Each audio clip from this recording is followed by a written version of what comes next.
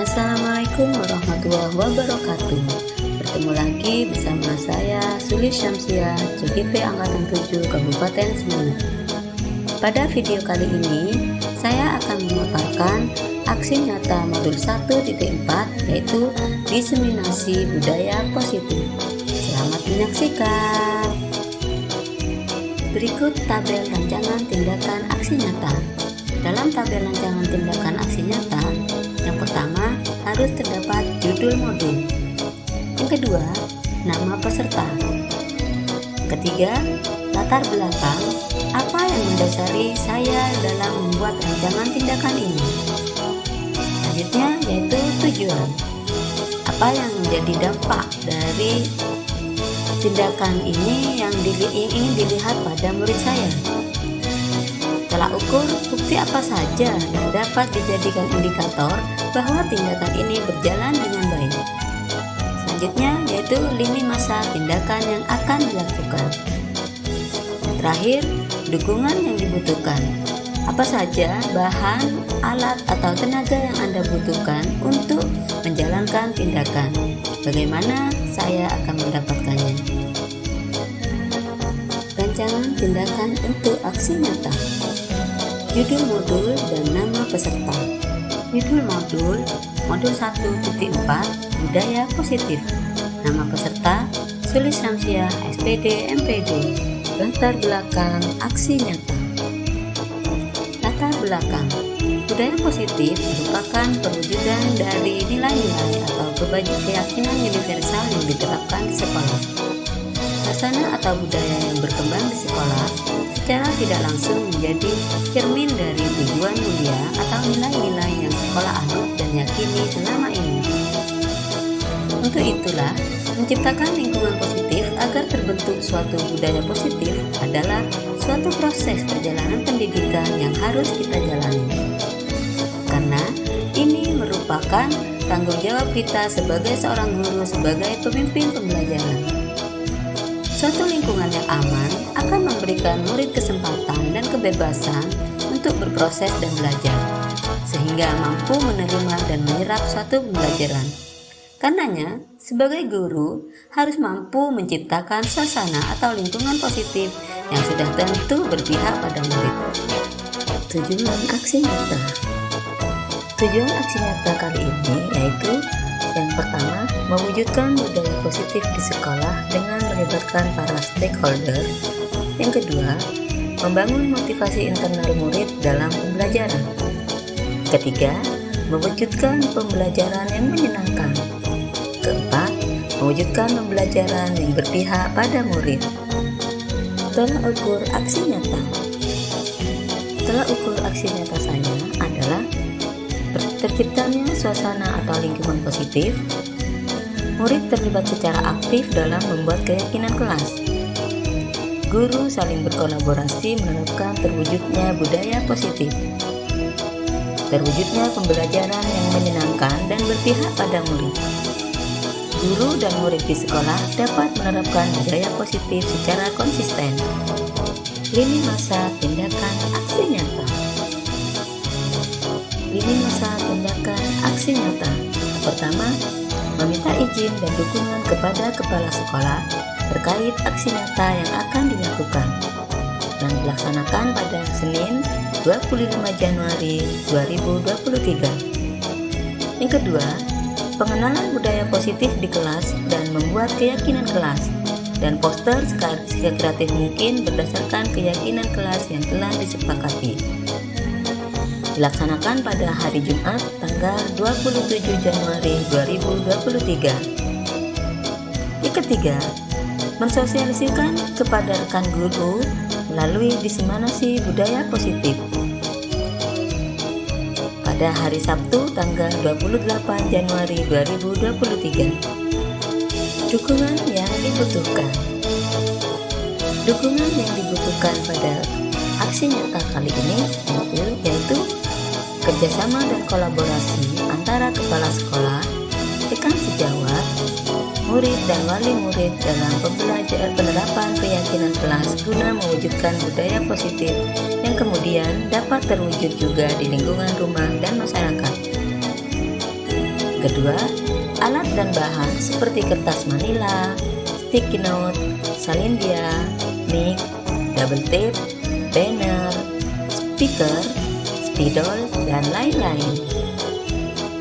Implementasi budaya positif di lingkungan kelas melalui pembuatan keyakinan kelas. Assalamualaikum warahmatullahi wabarakatuh. Waalaikumsalam warahmatullahi wabarakatuh.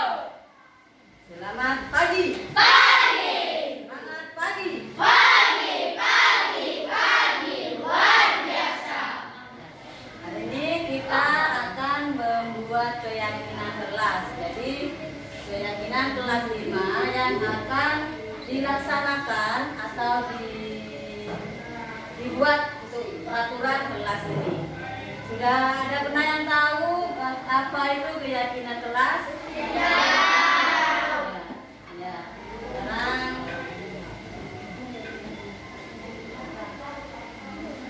ini. Mengapa keyakinan kelas tapi bukan peraturan kelas?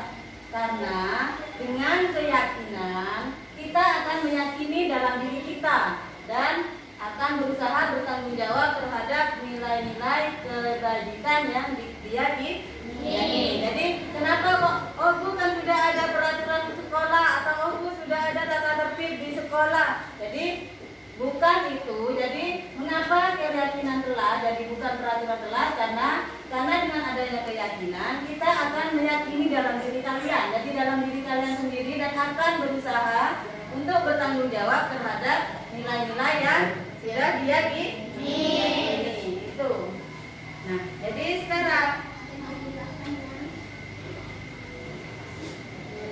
apa sih yang dimaksud dengan keyakinan kelas? Nah, ini keyakinan kelas adalah salah satu disiplin positif yang bisa kita terapkan dalam membangun budaya positif di sekolah sehingga setiap kelas dapat berorientasi terhadap nilai-nilai kebajikan.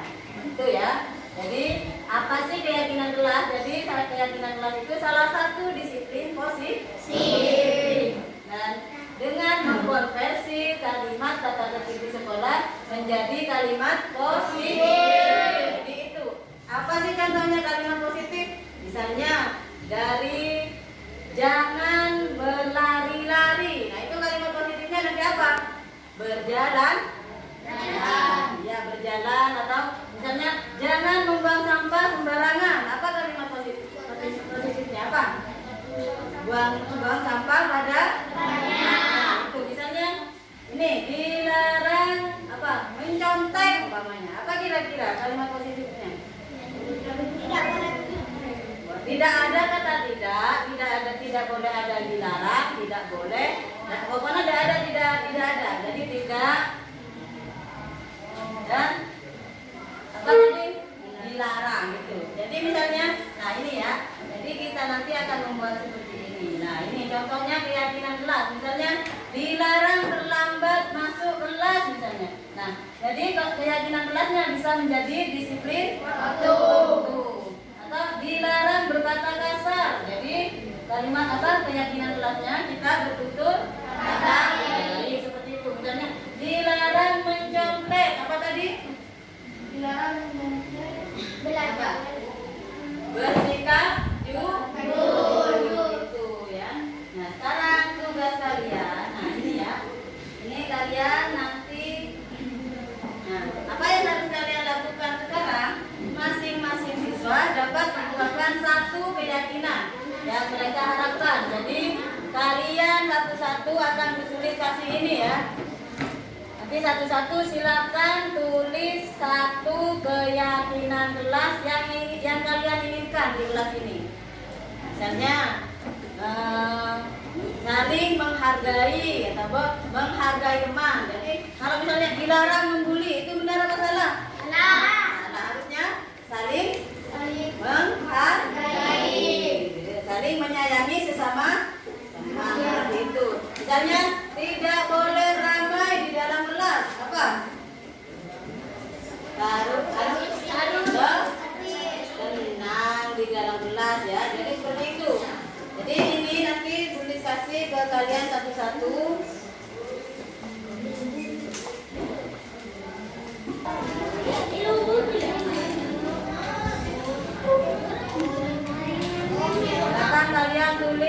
satu keyakinan kelas yang menurut kalian paling diperlukan ya.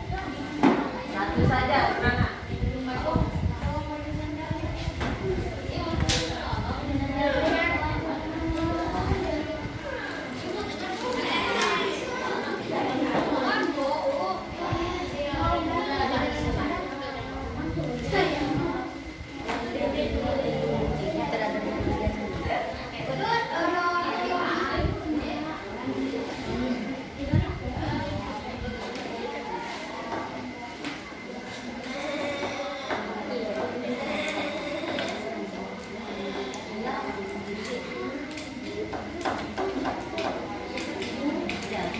Silakan ditulis yang sudah mendapatkan sticky note. Silakan ditulis satu keyakinan kelas.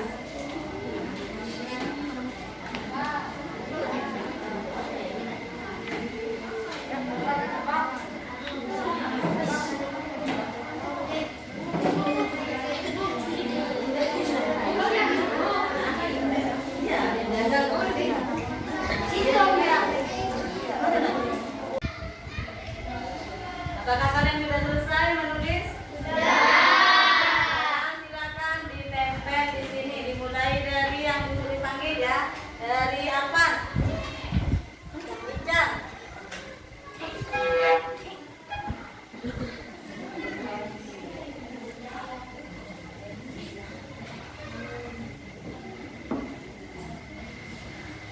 Silakan Dadang.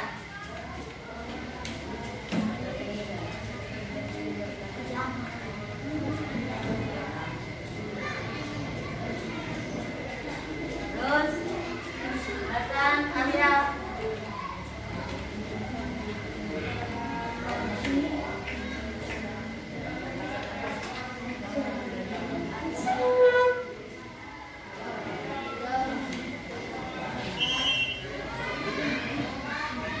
Silakan Arya, Robi, Ika, Ada, Yen, Nuri, Iki.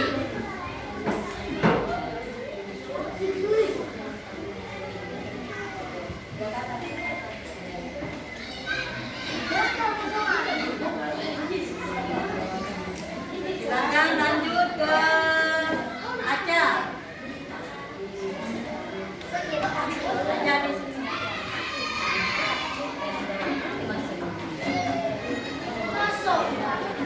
Terus Faisal. Lanjut Papa. Setelah Papa Alfi. Ya. Terus Abel. David. Rika.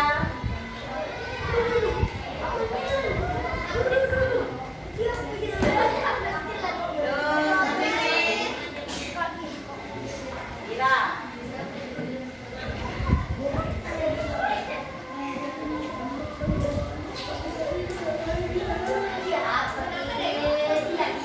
Lanjut ke Tony. Tony Nia.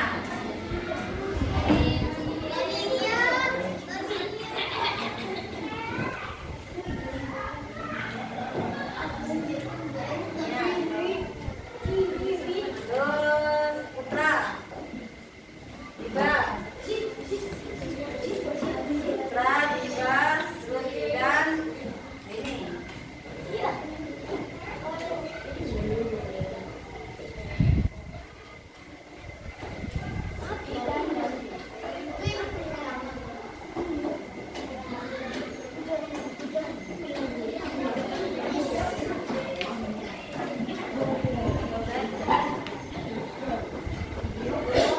Nah, sekarang Bu Sulit akan membacakan hasil dari keyakinan kelas yang sudah kalian tulis masing-masing. Pertama, tepat waktu sekolah. Ya. Yang kedua, bertutur kata yang baik. Bagus. Benar apa salah ini? Dua ini benar ya. Sudah mengandung kalimat positif.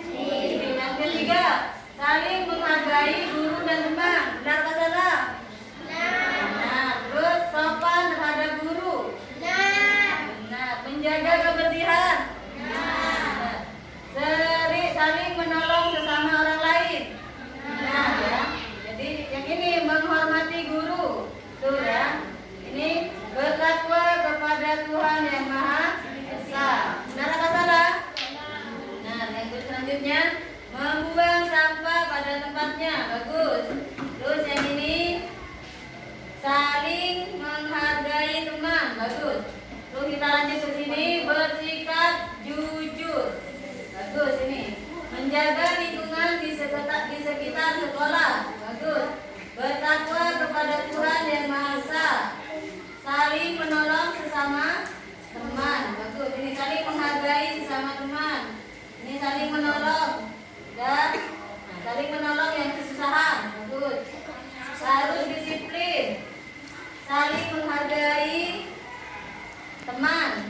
Saling menghormati, harus menghormati guru. Bagus. Saling menghargai teman. Bersikap jujur kepada guru kita. Saling menghormati orang lain. Terus saling menghargai teman. Saling menghargai sesama teman. Bersikap jujur kepada guru. Nah, dari 27 ini nanti kita akan membeda-bedakan lagi. Misalnya yang sejenis. Misalnya yang bertakwa kepada Tuhan sama-sama yang bertakwa. Nah, nanti ini ya, ini yang bertakwa kepada Tuhan kita bedakan dulu. Kita simpan di sini. Coba salah satu anak maju. Silakan cari yang bertakwa kepada Tuhan juga. Silakan Arya. Cari di situ yang bertakwa juga. Jadi jadikan satu di sini.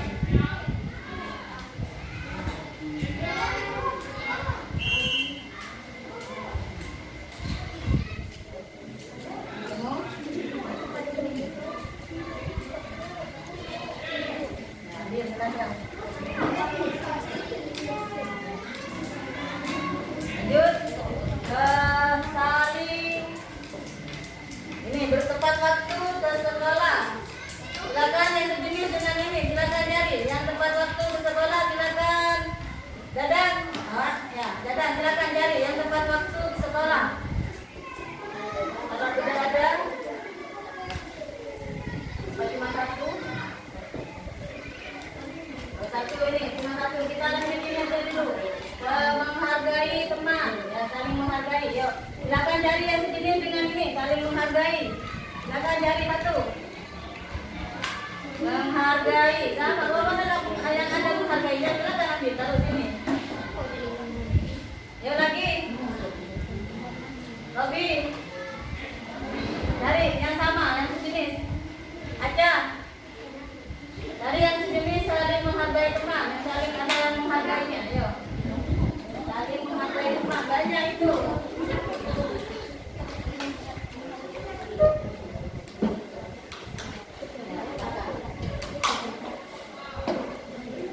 Silakan, ya coba aja cari yang sesuai dengan salah satu di sini. Ini yang saling menghargai, ini saling menjaga kebersihan, ini tepat waktu.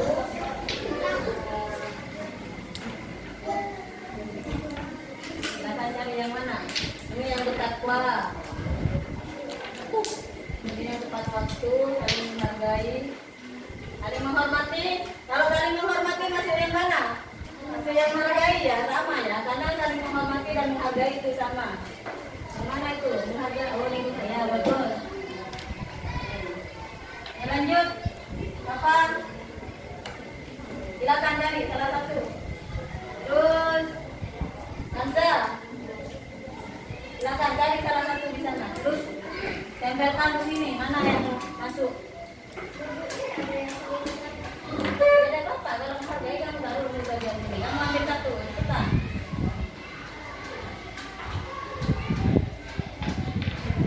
Oke.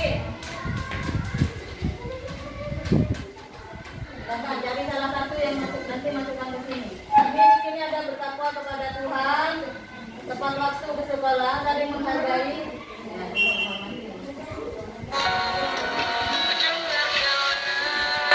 Di sepanjang malam aku berdoa, bersujud dan Yuk.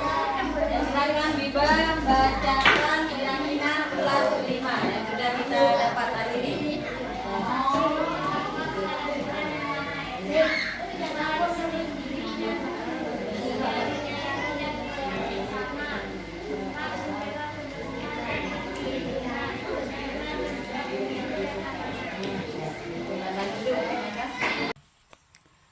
Berikut respon siswa atau testimoni siswa saya setelah melakukan penerapan budaya positif melalui pembuatan keyakinan kelas. Warahmatullahi wabarakatuh.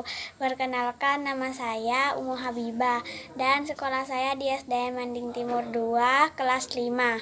Dan saya sekarang sangat senang karena ketika membuat keyakinan kelas, teman-teman saya bisa lebih menghargai sesama teman.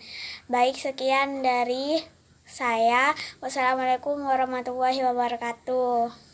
Assalamualaikum warahmatullahi wabarakatuh. Perkenalkan, nama saya Arya.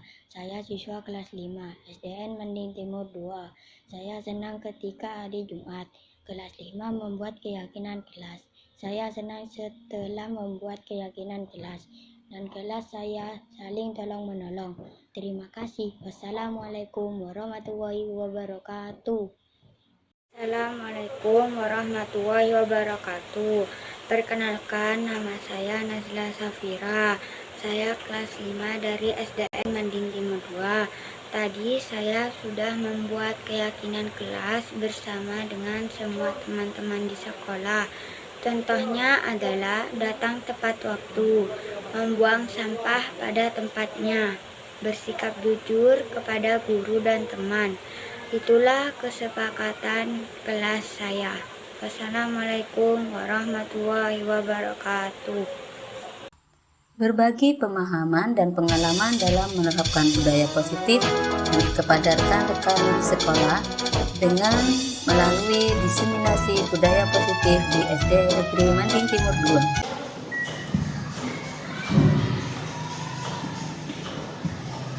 2. Assalamualaikum warahmatullahi wabarakatuh.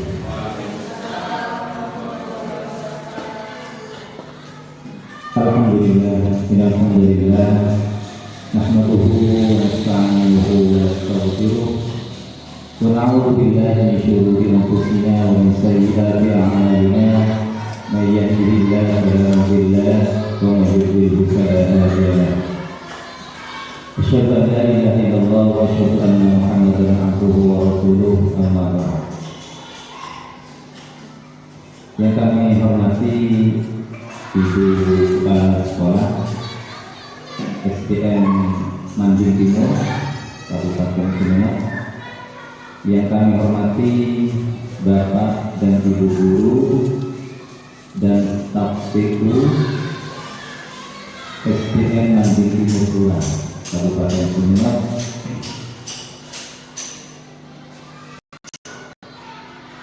Alhamdulillah, di bagian hari ini kita diberi nikmat sehat oleh Allah Subhanahu wa taala, di mana kita bisa berbarokah ini dalam rangka diseminasi budaya positif yang akan nanti disampaikan oleh Ibu Sulistansia. Kedua kalinya tidak lupa sholawat dan salam kita haturkan kepada junjungan Nabi besar kita Muhammad Shallallahu Alaihi Wasallam yang telah mengantarkan umat manusia ke jalan yang benar. Amin, dan semoga kita termasuk orang-orang yang mendapat syafaatnya kelak di akhirat. Amin, amin ya rabbal alamin.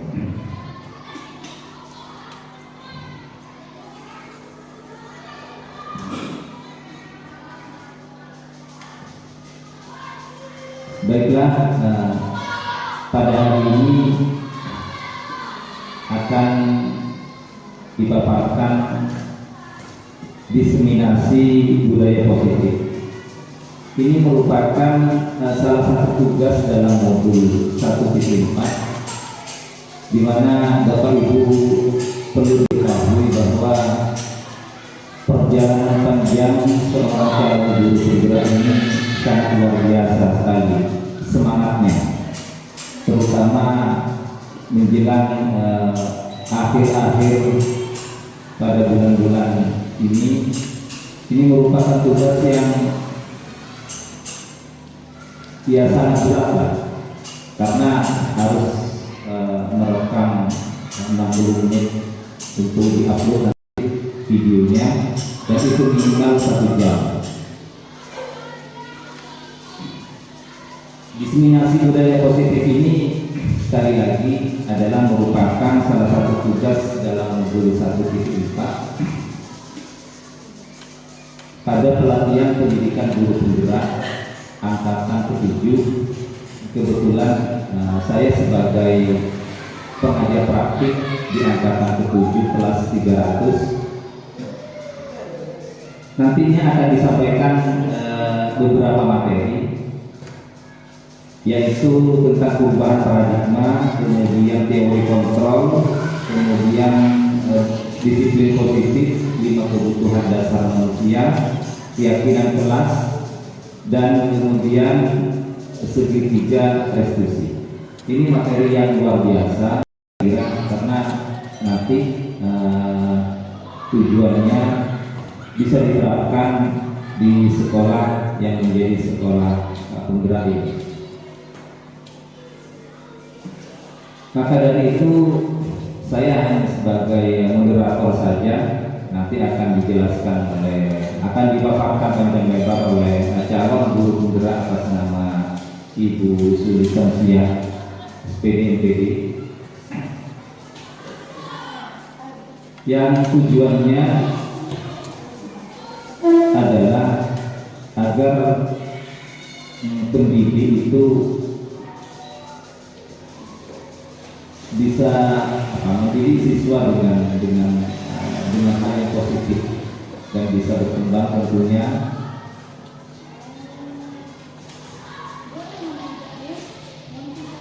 Dengan adanya budaya positif ini, maka tidak serta-merta seorang pendidik ini tidak menyalahkan murid begitu.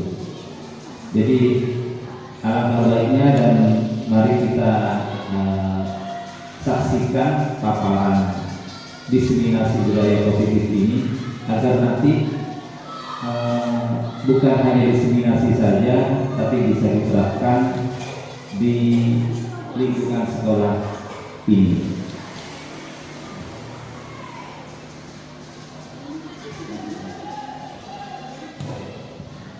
Baik,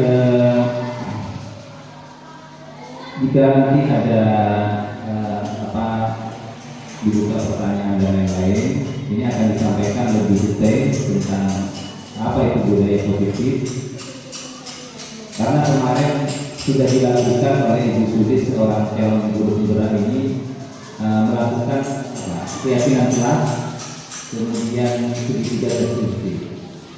Mungkin Bapak Ibu penasaran apa itu keyakinan kelas, segitiga restitusi dan lain-lain. Maka dari itu biar lebih jelas lagi, kami persilakan waktu kepada Ibu Sulisansia. Kepadanya kami persilakan.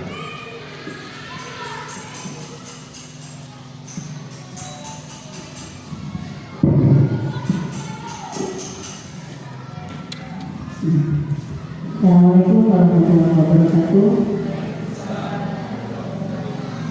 Yang saya hormati Betin ya, di sini sebagai RT, dan juga Pak PP saya, Bapak Samsul Arifin Eskop, dan juga teman-teman pendidik dan tenaga pendidikan di SDN Timur.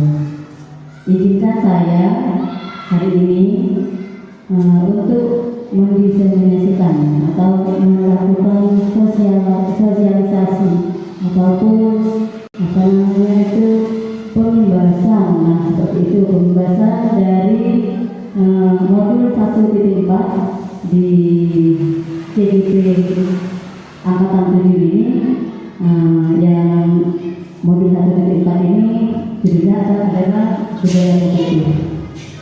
Mungkin saya bisa mengizin saya berdiri Bapak.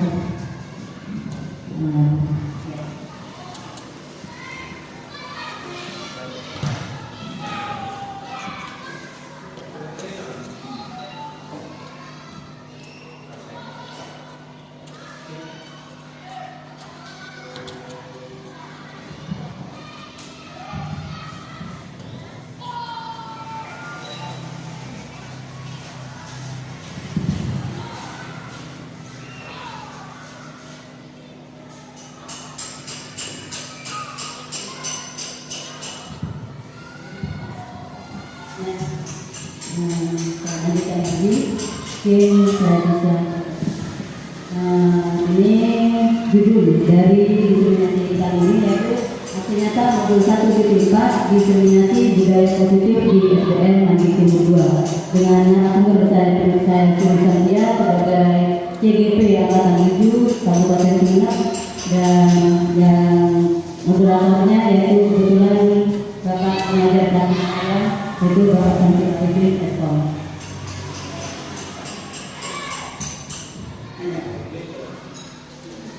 Yang pertama,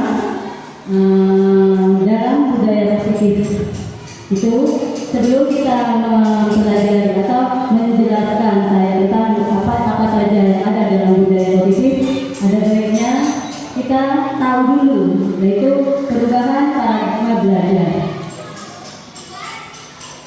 Nah ini nanti yang budaya positif ya. Jadi budaya positifnya itu nanti konsep inti dalam budaya positif itu ada yang pertama disiplin positif, yang kedua nilai-nilai kebajikan, selanjutnya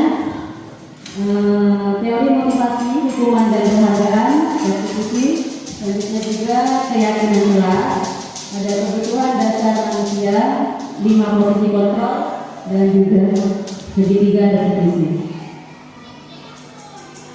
Nah, ini tadi. Jadi sebelum kita mempelajari apa itu budaya positif dengan 5 konsep intinya, beberapa konsep intinya tadi, ini pembelajaran paradigma baru. Apa sih pembelajaran paradigma baru? Yaitu pembelajaran yang dirancang berdasarkan prinsip pembelajaran berdiferensiasi sehingga para peserta didik belajar sesuai kebutuhannya berdasarkan tahap perkembangannya untuk mewujudkan profil belajar Pancasila. Jadi di sini kita itu sudah harus meninggalkan paradigma lama. Apa sih paradigma yang baru itu? Contohnya misalnya kalau dulu kita itu pembelajaran berbasis yang berpusat pada siswa pada guru. Nah, sekarang kita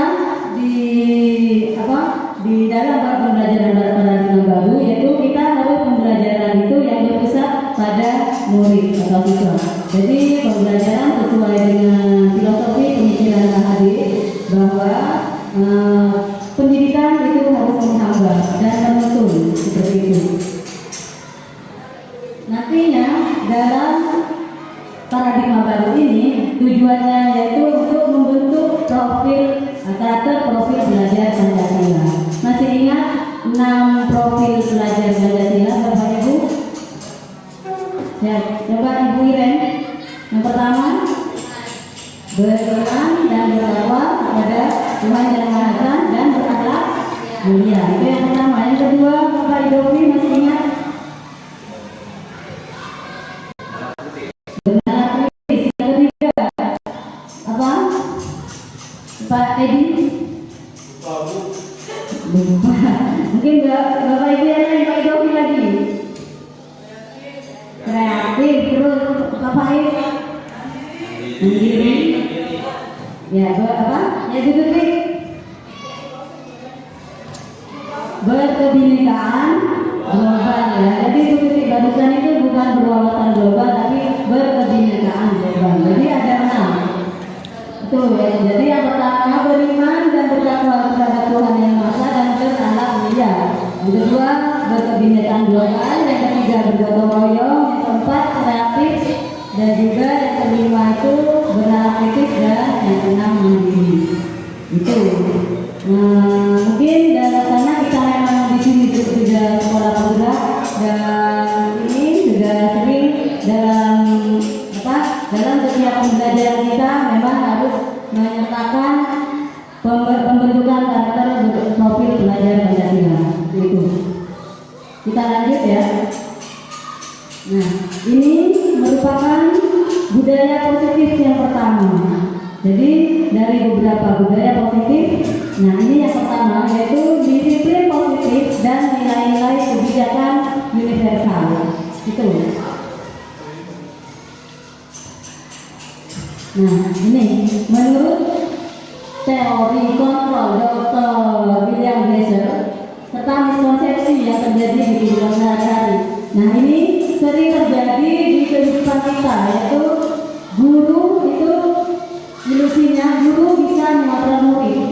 Padahal tidak bisa. Jadi itu hanya anak didik kita membiarkan dirinya dikontrol seperti itu. Jadi bukan dari dalam dirinya anak. Yang kedua, bahwa miskonsepsi yang terjadi yaitu ilusi bahwa semua penguatan positif efektif dan bermanfaat. Kira-kira penguatan positif itu dalam bentuk apa Bapak Ibu? Mungkin ada yang tahu. Penguatan positif bentuknya seperti apa? Mungkin Bupat bisa. Jadi misalnya industri penguatan positif itu dalam bentuk bujukan. Ya, bujukan. Ini lagi. Jadi penguatan positif atau bujukan itu tidak efektif dan bermanfaat untuk anak. Jelas itu. Jadi itu terkadang anak-anak semakin dibujuk memang awalnya mungkin mereka dia menurut, tapi lama-lama dia akan bosan dan juga menolak akhirnya seperti itu. Yang ketiga yaitu ilusi bahwa kritik dan membuat orang merasa bersalah dapat menguatkan karakter. Ini yang sering terjadi dalam pembelajaran kita ya. Terkadang bahkan di kehidupan kita sehari-hari bahwa kritik dan membuat orang merasa bersalah itu akan menguatkan karakter. Ini salah. Jadi ketika kita kritik atau ketika kita buat, misalnya anak didik kita buat merasa bersalah, itu sebenarnya tidak bisa menguatkan karakter seperti itu. Yang keempat, ilusi bahwa orang dewasa memiliki hak untuk memaksa. Nah ini biasanya terjadi pada kita sebagai guru, karena kita memang merasa lebih tua dan memang merasa kita lebih dewasa. Nah jadi kita bisa memaksa anak itu. Bahkan terjadi kadang di rumah kita ada anak-anak kita sendiri gitu. Jadi terkadang karena kita sebagai orang tua kita memaksakan kehendak kita kepada anak-anak kita. Jadi kamu tidak boleh gini, padahal anak kita itu memiliki hak juga untuk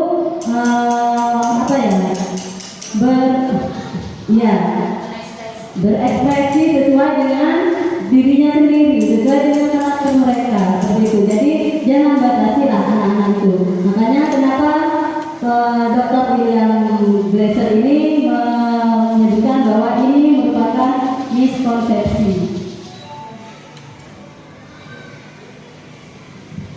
Selanjutnya William Glasser juga membuat seperti ini. Jadi mengubah dari biasanya yang kita stimulus respon menjadi teori kontrol. Contohnya apa sih stimulus respon? Contohnya yang pertama, realitas atau kebutuhan kita sama, tapi ketika di teori kontrol itu realitas atau kebutuhan kita itu berbeda. Seperti itu. Ini stimulus respon yang pertama. Yang kedua, contohnya lagi, semua orang melihat hal yang sama. Nah, ketika kita sudah memiliki teori kontrol, jadi setiap orang itu memiliki gambaran berbeda. Jadi saya rasa sudah, kalau ibu-ibu bapak-bapak sudah bisa ya, kalau misalnya setiap orang memiliki gambaran berbeda, jadi tidak perlu memaksakan kehendak. Yang ketiga, kita mencoba mengubah orang agar berpandangan sama dengan kita. Ini yang di stimulus respon. Tapi ketika kita belajar sudah mengetahui teori kontrol, itu kita berusaha memahami pandangan orang lain tentang dunia. Itu. Selanjutnya juga di sini perilaku buruk dilihat sebagai suatu kesalahan. Nah, tapi ketika di teori kontrol, perilaku buruk itu semuanya perilaku memiliki tujuan. Itu bedanya ketika kita masih di paradigma yang stimulus respon, kita telah mengetahui berbagai macam teori kontrol. Jadi seperti ini. Nah ini untuk yang selanjutnya yaitu orang lain bisa mengontrol saya.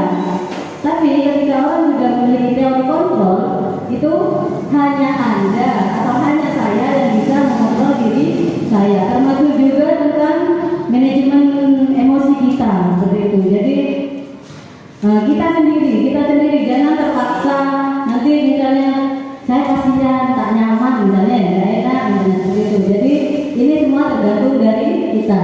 Terus, nah ini juga saya bisa mengontrol orang lain. Tapi ini harus kita tanamkan ketika kita sudah mengetahui teknik kontrol bahwa kita atau Anda tidak bisa mengontrol semua orang. Jadi itu. Selanjutnya, pemaksaan ada pada saat bujukan gagal. Jadi ketika kita memberikan kekuatan positif atau bujukan ketika kita gagal, nah kita melakukan pemaksaan. Ada seperti itu. Nah ini untuk yang saya kontrol, kolaborasi dan konsensus menciptakan pilihan-pilihan yang baru. Jadi ketika bujukan kita gagal, kita berkolaborasi dengan yang kita itu yang teman kita, jadi menciptakan pilihan-pilihan baru. Tuh. Selanjutnya, model berpikir menang kalah. Ini, jadi siapa yang menang atau siapa yang kalah. Tapi ketika kita teknik kontrol, kita punya satu pilihan, yaitu menang dan menang saja seperti itu. Jadi tidak berpikirnya menang atau kalah, tapi kita harus seperti afirmasi positif kita, yaitu kita harus menang saja, yang menang, yang penting menang atau juara. Tuh. Selanjutnya, ini mengenai disiplin positif. Bapak Ibu, ketika Bapak Ibu mendengar istilah apa sih disiplin yang ada dalam benak Bapak Ibu, mungkin yang terlintas dalam pikirannya yaitu kebanyakan menghubungkan kata disiplin dengan peraturan. Apalagi selain peraturan yang mengikat, kepatuhan, terus tata tertib juga ya. Jadi ketika kita sudah mendengar disiplin, oh kita harus patuh, kenapa?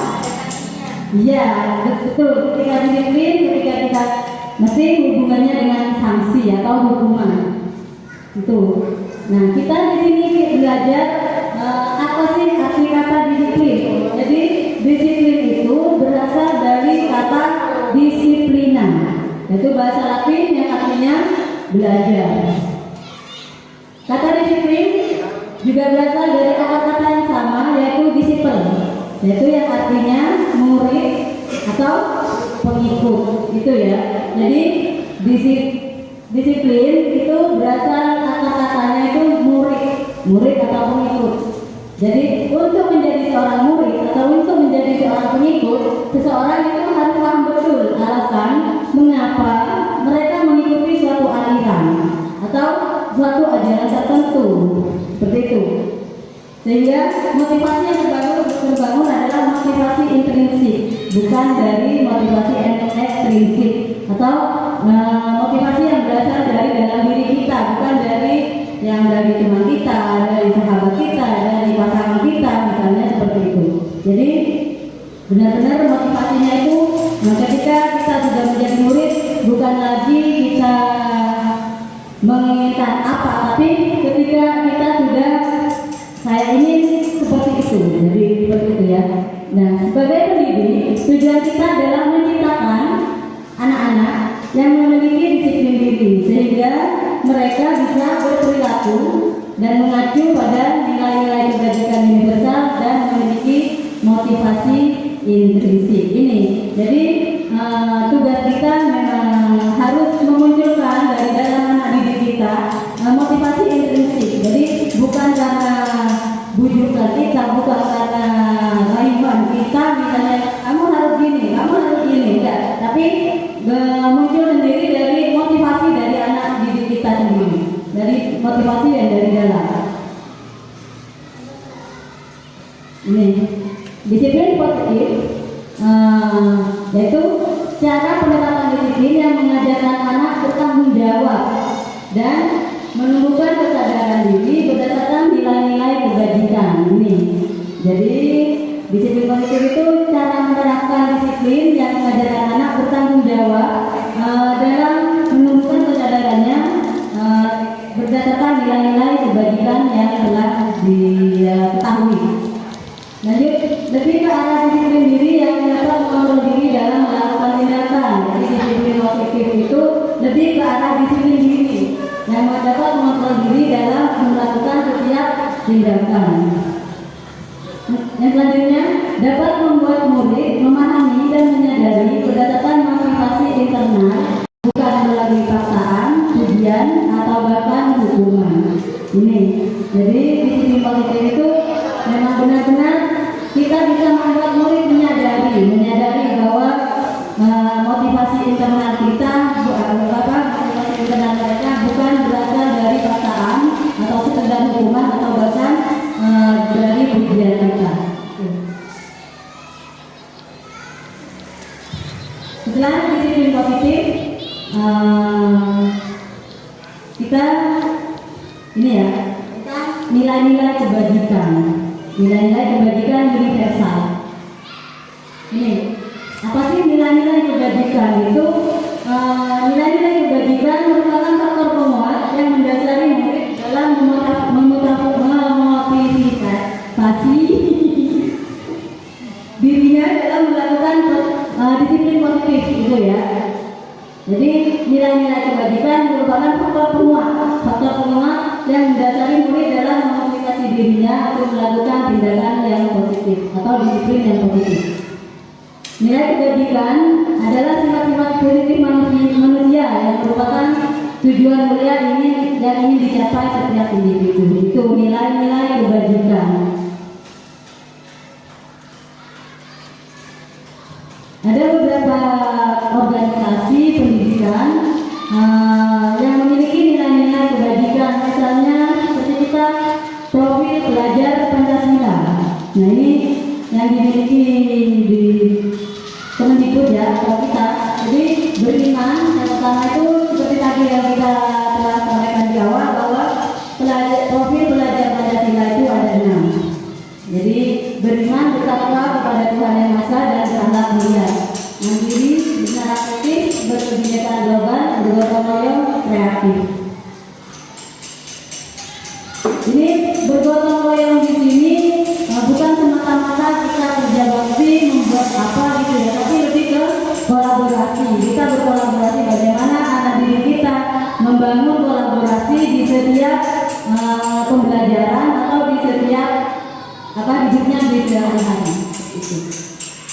Ini yang menurut IDO Primary Years Program atau PYP sikap murid. Ini toleransi, rasa hormat, integritas, mandiri, menghargai, antusias, empati, keinginan, kreativitas, kerjasama, percaya diri, dan komitmen. Ini yang menurut PYP ya, PYP. Kalau menurut 9 pilar karakter dari Indonesian Heritage Foundation atau IHF, cinta Tuhan dan segenap ciptaannya. Jadi ini nilai-nilai kebajikan yang menurut IHF gitu ya. Kemandirian dan tanggung jawab, kejujuran atau amanah, diplomatis, hormat dan santun, dermawan, suka menolong, dan gotong royong, percaya diri, kreatif, dan bekerja keras. Itu. Kita lanjut.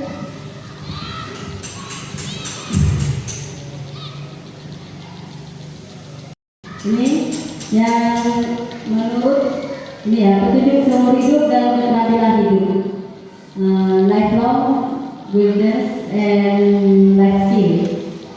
Itu ya. Artinya petunjuk seumur hidup dan keterampilan hidup ini mungkin teacher Diren yang lebih tahu cara pengucapannya. Jadi keterampilan hidup dapat dipercaya, lurus hati, pendengar yang aktif, tidak merendahkan orang lain, memberikan diri. Jadi tidak hanya mengharap yang terbaik dari orang, tapi dirinya sendiri tidak berbuat baik terhadap orang. Petunjuk hidup peduli, penalaran, bekerja sama, keberanian, kemewahan, dan yang lain-lain gitu ya. Ini masih ada juga nilai-nilai kebajikan yang menurut The Seven Essential Virtues atau dari Good Moral Intelligence. Michelle Borba itu menemukan nilai-nilai kebajikan, empati, suara hati, apakah didengar?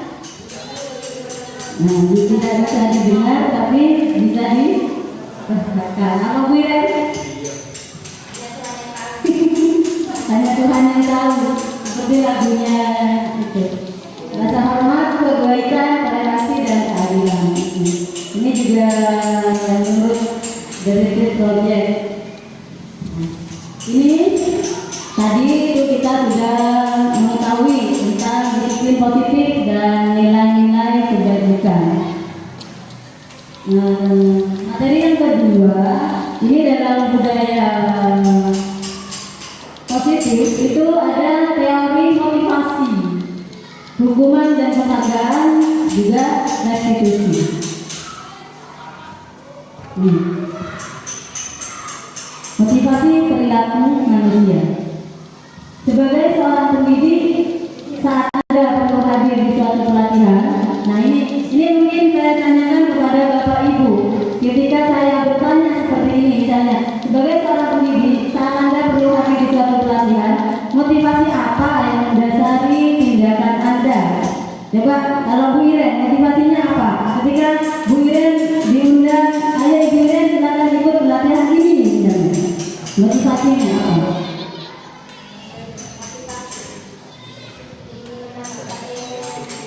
Ingin menambahkan ilmu. Kalau misalnya Ibu Sufi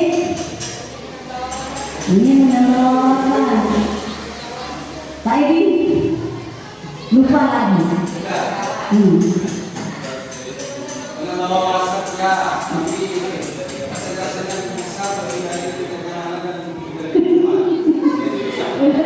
Menghindari ketidaknyamanan dan hubungan. Kira-kira ketika kita Pak Edi tidak menghadiri atau jika tidak mengikuti pelatihan itu, siapa yang akan menghukum? Siapa? Jadi kalau menghindari dari atasan. Oh ya bisa. Jadi yang Bu Iren menambah wawasan kalau Pak Edi itu menghindari ketidaknyamanan dan hukuman. Selanjutnya ingin ketika Pak Idovi diminta untuk menghadiri sebuah pelatihan, apa yang memotivasi Pak Idovi? Agar tidak Ya, jadi itu yang dapat uang jajan.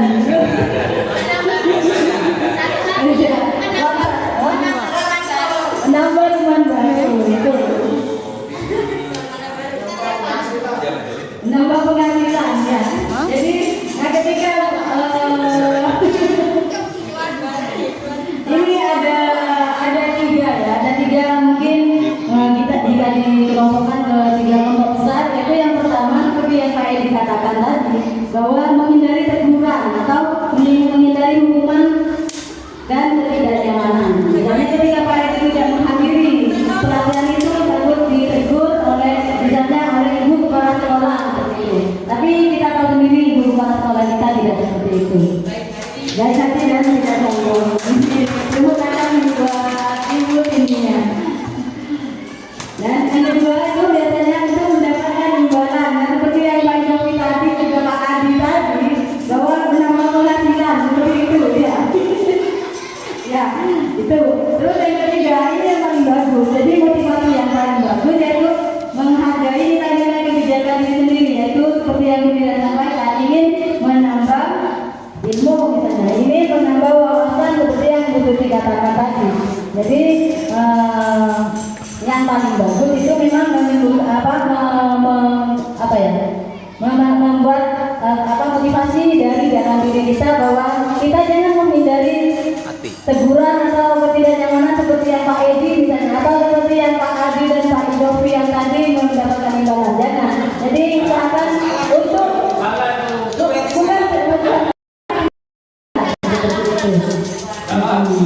bukan ya betul Pak Ibu. Seperti itu ya. Lanjut kita. Nah ini tiga motivasi perilaku manusia. Seperti tadi itu, jadi ada tiga motivasi perilaku manusia dalam setiap hidup. Jadi yang pertama itu untuk menghindari ketidaknyamanan atau hukuman, seperti yang Pak Edi tadi. Itu. Yang kedua itu, hah? Ya kurang benar seperti itu kan. Jadi itu berarti bukan motivasi, yang untuk menghargai nilai-nilai yang dari diri kita sendiri. Tuh. Artinya harus ada perubahan. Harus berubah. Kalau nanti sampaikan caranya. Iya. Lanjut. Nah ini tiga motivasi yang kedua yaitu untuk mendapatkan imbalan atau penghargaan dari orang lain. Itu terkadang misalnya kita mengerjakan sesuatu karena ria atau karena biar saya terlihat wow gitu ya. Ya. Seperti siapa ini Pak Edi ya? Tidak, tapi Iya. untuk mendapatkan imbalan atau penghargaan dari orang lain, Iya. kita tidak pernah bingung. Ketika kita menghadir kekuatan, itu mesti dapat uang di situ. Iya, tapi jangan difokuskan di situ Pak. Jadi lebih fokusnya ini ke yang nomor 3. Jadi untuk menjadi orang yang mereka inginkan dan menghargai diri sendiri itu. Ya dengan nilai-nilai yang mereka percaya, dengan nilai-nilai yang kita percaya. Misalnya kita menghadiri itu dan kita dapat menambah wawasan. Seperti saya mengikuti guru penggerak, saya dapat banyak ilmu seperti itu. Jadi banyak ilmu gitu. Pertanyaannya apa? Tidak banyak buat, tidak banyak. Hah? Tidak banyak buat. Iya.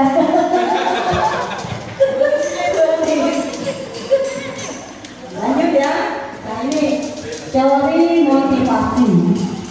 Nah, tujuan dari disiplin positif adalah menanamkan motivasi pada murid-murid kita, yaitu untuk menjadi orang yang mereka inginkan. Jadi bukan karena paksaan kita, misalnya kamu loh harus jadi ini, seperti misalnya kepada anak-anak kita ya. Jadi terutama kepada anak kita, kamu loh harus jadi ini, misalnya harus jadi dokter, harus jadi guru. Padahal anaknya tidak mempunyai bakat di guru. Jadi ini. Jadi ketika mereka sudah menanamkan motivasi pada dirinya sendiri bahwa ingin menjadi orang yang seperti yang dia inginkan dan sesuai dengan nilai-nilai kebajikan yang ada pada mereka dan sudah mereka percaya itu. Jadi tugas kita memang tujuan dari disiplin itu memunculkan atau membuat anak didik kita untuk menumbuhkan motivasi dalam diri. Bukan karena pengaruh hukuman atau hadiah seperti yang tadi ya. Nah sekarang kita ini gambaran perbedaan antara hukuman, konsekuensi, dan restriksi. Contohnya ini di tabel yang sebelah warna yang sebelah, kalau Bapak Ibu dari kiri ya, sebelah kiri Bapak Ibu itu ada identitas gagal. Kalau yang di sebelahnya itu identitas sukses. Contohnya apa saja? Hukuman. Nah, itu sudah masuk identitas gagal. Hukuman itu masuk identitas gagal. Terus disiplin itu termasuk identitas sukses. Tapi disiplin ini masih dibagi dua lagi, yaitu konsekuensi dan restitusi. Belakang. Contohnya, misalnya dalam hukuman adalah sesuatu yang menyakitkan harus terjadi. Jadi dalam hukuman harus membuat orang lain sakit seperti itu. Tapi ketika konsekuensi sesuatu harus terjadi. Itu. Kalau kayak di restitusi merupakan pilihan. Jadi pilihannya itu seperti apa? Nah ini juga tidak nyaman untuk murid atau anak dalam jangka waktu panjang. Tapi di konsekuensi itu tidak nyaman untuk murid dalam waktu jangka pendek. Terus restitusi memuatkan untuk murid dalam jangka waktu panjang. Itu ya. Jadi bedanya seperti itu. Jadi bedanya di hukuman, konsekuensi, restitusi seperti itu. Nah ini korban mendapatkan keadilan. Ini dalam hukuman. Jadi korban ini akan mendapatkan keadilan.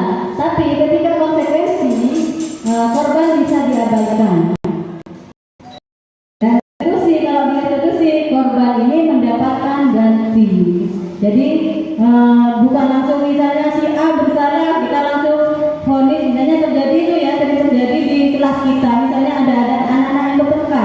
Misalnya ibu saya dipukul sama si A misalnya. Nah, di situ kalau misalnya kita menerapkan hukuman, ya sudah pukul aja yang sama dengan apa yang sudah dipukul oleh si A.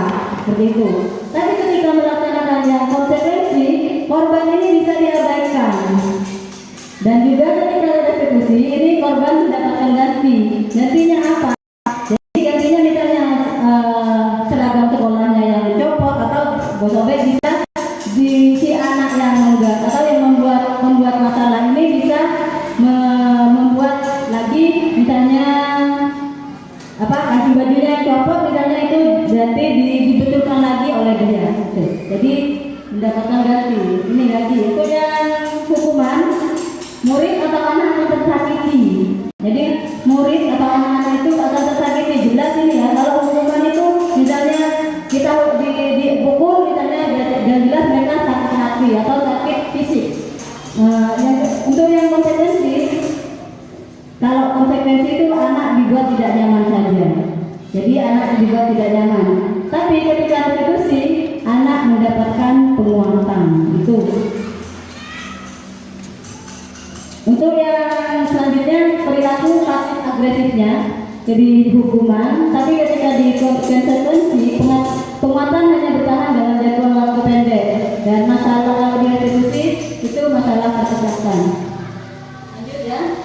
Nah ini kalau misalnya ada skala negatif atau positif di hukuman itu yang jelas negatif. Untuk yang konsekuensi ini netral di tengah-tengah. Dan eksekusi ini positifnya itu.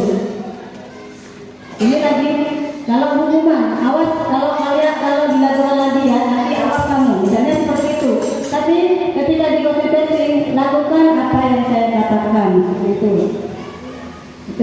Nah seperti tadi yang model yang stimulus respon itu tadi masuk konsekuensi ya. Untuk yang dari kontrolnya masuk ke eksekusi. Kalau hukuman ini model apa? Sekarang Bapak Ibu bisa melihat tidak itu? Tidak. Hah?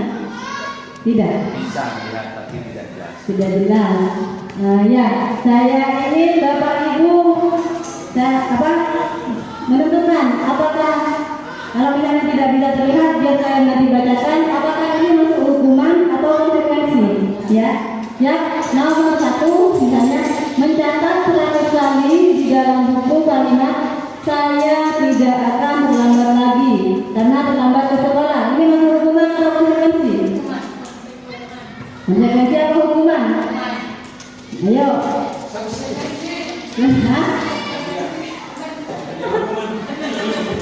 Hukuman dan konsekuensi.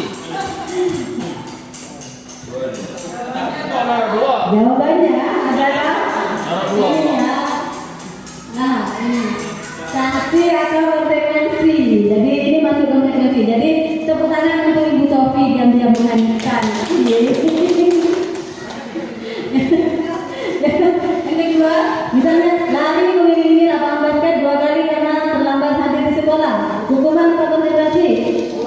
Hukuman, ya, sepakat. Lanjut, membersihkan coretan yang dibuatnya di meja tulis. Hukuman atau konsekuensi? Konsekuensi. Aduh, sudah mulai paham ternyata. Meminta murid diminta untuk 15 kali karena tidak menggunakan masker ke sekolah. Hukuman atau konsekuensi? Hukuman. Menggantikan kertas tugas teman yang telah dicoret-coret. Konsekuensi. Bagus. Kok Pak Edi tidak ada suaranya? Coba Pak Edi berjemur di lapangan basket pukul 12 siang karena mengobrol dengan teman. Iya, betul. Pak Edi. Murid diminta bertelanjang kaki sepanjang hari karena tidak menggunakan sepatu warna hitam sesuai peraturan sekolah. Hah? Hukuman apa? Hah? Hukuman. Ini masih ragu-ragu, masih aku. Jawabannya masih. Coba yang lain, Bapak Ibu yang lain apa ini? Hah? Kita lihat ya.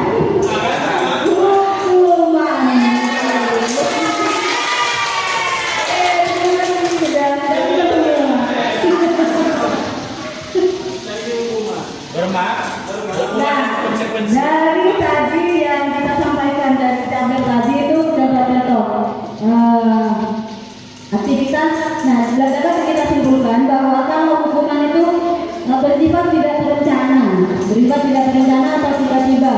Jadi anak atau murid tidak tahu apa yang akan terjadi dan tidak dilibatkan. Hukuman bersifat satu arah dari pihak guru. Jadi kalau hukuman itu hanya bersifat satu arah dari pihak guru dan murid hanya penerima itu. Jadi yang memberikan hukuman itu hanya guru dan muridnya hanya penerima ya. Dan hukuman ini bersifat fisik maupun psikis. Jadi yang jelas anak itu akan tersakiti. Itu ya, tersiksa jiwa raga. Iya.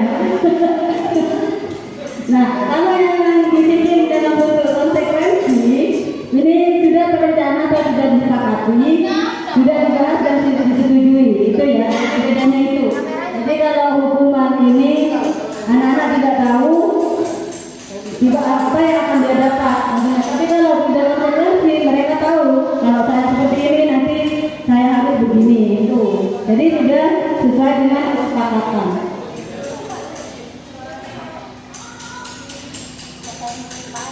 Coba ini ada sebuah pertanyaan reflektif. Ini ya, Iva kurang menguasai pelajaran fisika, sehingga pada saat pelajaran tersebut berlangsung, dia lebih banyak berdiam diri atau menggambar di buku pelajarannya. Pada saat guru fisikanya, Pak Seno, menanyakan pertanyaan, Iva menjadi gugup dan tak sengaja menjadikan tasnya dari kursi, serta tiba-tiba menjadi gagap pada saat berupaya menjawab. Ini biasanya terjadi di kelas kita. Seluruh kelas pun tertawa melihat perilaku Iswa yang berbicara gagap dan terkejut tersebut. Pak Seno malah membiarkan anak-anak teman-temannya itu menertawakan Iswa yang tergagap dan malu luar biasa. Dan malahan minta Iva untuk maju ke depan dan berdiri di depan kelas sambil menunjuk itu. Jadi minta berdiri sudah menunjuk kayak gini ya. Dan karena tidak bisa menjawab pertanyaan, kelas makin gaduh dan anak-anak pun tertawa melihat Iva di kelas sambil memegang hidungnya. Sekarang pertanyaannya, apakah Bapak Ibu setuju dengan tindakan Pak Seno? Tidak. Alasannya kenapa? Karena membuat Iva malu ya, Ibu Sinar. Pasti. Nah, alasannya itu. Hah? Iya, betul. Jadi, apakah tindakan Pak Seno sebuah hukuman atau konsekuensi? Iya, hukuman. Jadi, alasannya kenapa? Karena merugikan atau menyakiti si Iva. Ya, betul. Bapak Wais tidak ada jawabannya. Ada. Ya, kita sudah memasuki materi yang selanjutnya, yaitu restitusi ya. Restitusi masih di materi ini. Restitusi, apa sih yang dimaksud restitusi? Dari tadi kita bicara restitusi. Nah, restitusi adalah proses menciptakan kondisi bagi murid untuk memperbaiki kesalahan mereka. Jadi menciptakan kondisi bagi murid untuk memperbaiki kesalahan mereka sehingga mereka bisa kembali pada kelompok mereka dengan karakter yang lebih kuat. Jadi itu restitusi. Nah, ini salah satu beberapa ciri restitusi. Yang pertama itu restitusi bukan untuk menebus kesalahan, tapi untuk belajar dari kesalahan, gitu ya. Jadi bukan untuk menebus kesalahan, tapi belajar dari kesalahan. Itu. Yang kedua, restitusi mencari kebutuhan dasar yang mendasari tindakan. Selanjutnya, restitusi memperbaiki hubungan. Dan yang keempat, restitusi adalah cara yang paling baik. Yang selanjutnya, restitusi adalah tawaran bukan paksaan. Restitusi menuntun untuk melihat ke dalam diri. Ini adalah ciri-ciri dari restitusi. Restitusi fokus pada solusi. Nah, ini restitusi dan ciri-cirinya. Nah, selanjutnya yaitu tentang budaya positif. Yang selanjutnya yaitu keyakinan kelas. Ya. Oh ya, silakan. Saya ingin mau tanya.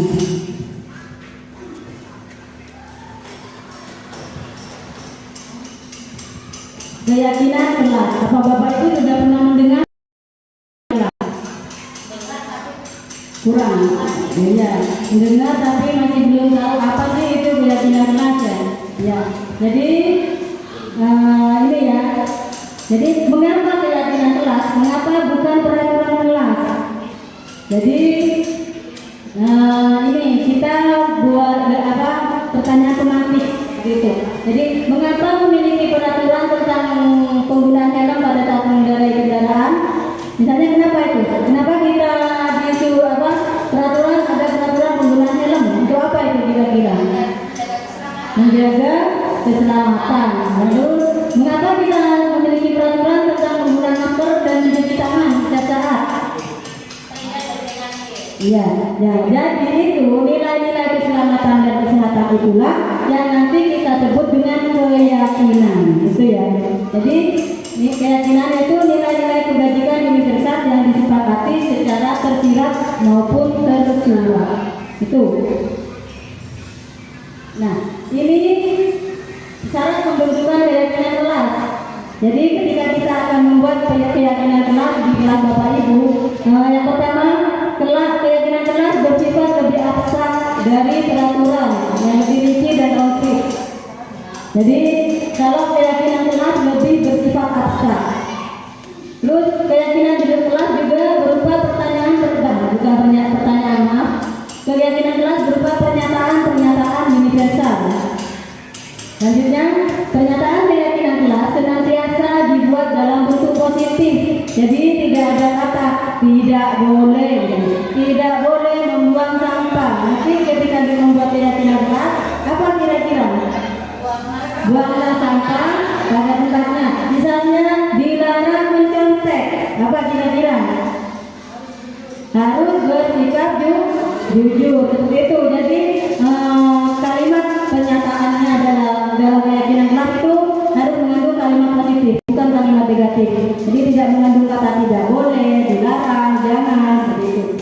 Nah selanjutnya keyakinan kelas sebenarnya tidak terlalu banyak. Jadi terutama untuk kita yang SD itu kalau rentang yang paling banyak itu dia dari 3 sampai 7. Jadi kalau saya itu kemarin cuma ambil 5 saja. Jadi syukur-syukur 5 itu sampai anak-anak hafal di luar kepala menerapkannya. Lanjut, lalu keyakinan kelas sebaiknya sesuatu yang dapat diterapkan di lingkungan tersebut. Nah ini bedanya dengan peraturan sekolah. Jadi semua warga kelas hendaknya ikut berkontribusi dalam pembuatan keyakinan kelas. Jadi bukan kita sebagai guru yang semata-mata ayo buat keyakinan kelas. Ini sama kita, hendaknya sama gurunya ditulis. Ini ayo sudah ya. Jadi bukan seperti itu ya. Jadi anak-anak diminta membuat menuliskan. Silakan kamu ingin kelas kita seperti apa. Seperti itu diminta menulis. Lalu bersedia meninjau kembali keyakinan kelas dari waktu ke waktu. Jadi tidak harus tetap itu saja, jadi bisa ditinjau. Nah ini bentuk penerapan keyakinan budaya positif ya, budaya positif dalam bentuk keyakinan kelas yang telah saya lakukan di kelas saya itu seperti ini. Jadi anak-anak diminta menuliskan apa yang mereka inginkan di sticky note, lalu anak-anak menempelkan di depan. Setelah itu ketika sudah anak-anak menuliskan dan menempel di depan semuanya, baru kita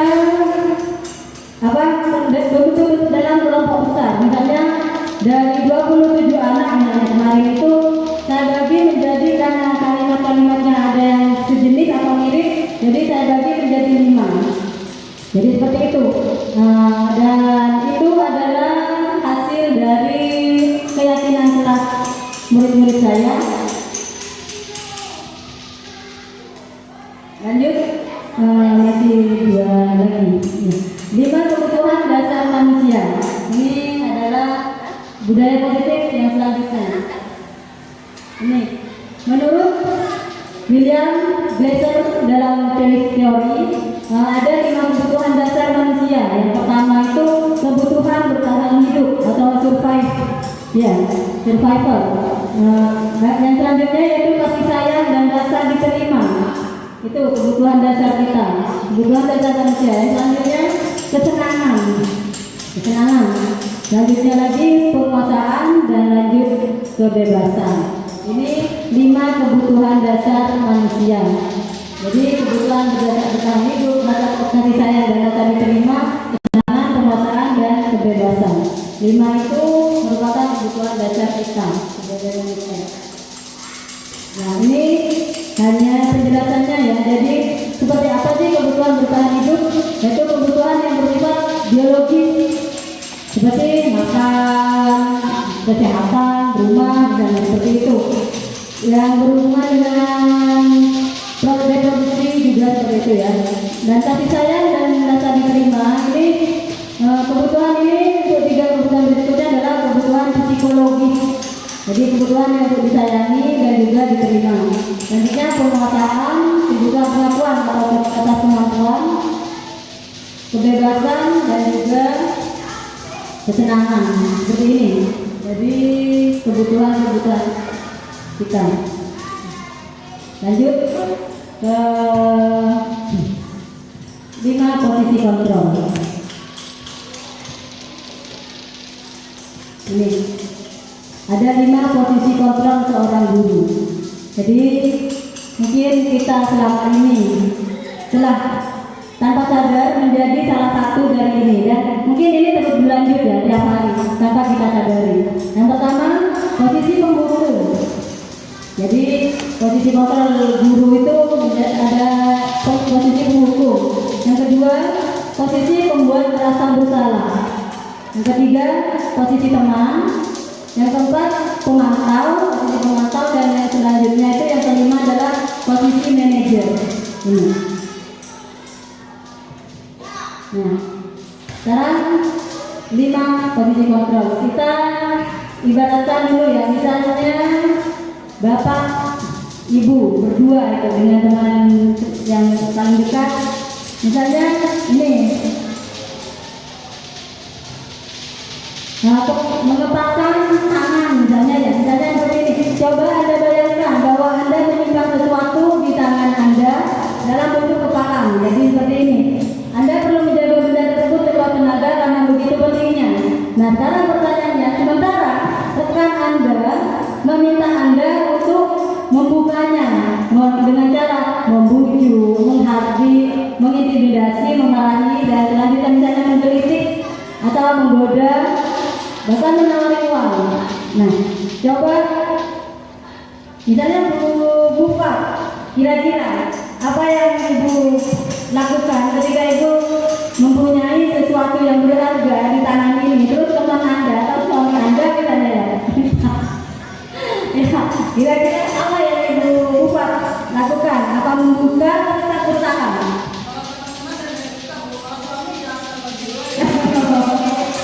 Ya, bisa. Sekarang, ya, dan kalau Bu Iren seperti apa? Misalnya Bu Iren memegang sesuatu yang penting, sangat penting misalnya, berharga sekali. Terus misalnya Sophie sekarang, yang membujuk, mengiming-iming. Tergantung yang meminta. Oh iya, tergantung yang meminta. Dalam berharga dari benda itu ya saya minta. Contohnya benda yang lebih berharga dari benda yang paling berharga apa itu? Anak, ya. Suaminya enggak?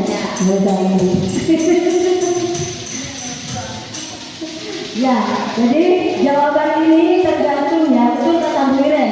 Jadi misalnya, tapi yang memegang kontrol itu siapa? Kita yang bisa membuka atau itu siapa? Iya, jadi berarti kontrol di diri. Jadi tetap nanti kita sendiri yang bisa menentukan apakah kita akan membuka atau kalau saya itu terlalu kasihan, jadi jarang seperti itu, jarang. Nah, ini jadi kalau tadi kita mengetahui 5 posisi kontrol, termasuk yang pertama itu penghukum. Apa sih contohnya? Ini seorang penghukum bisa menggunakan hukuman fisik atau verbal.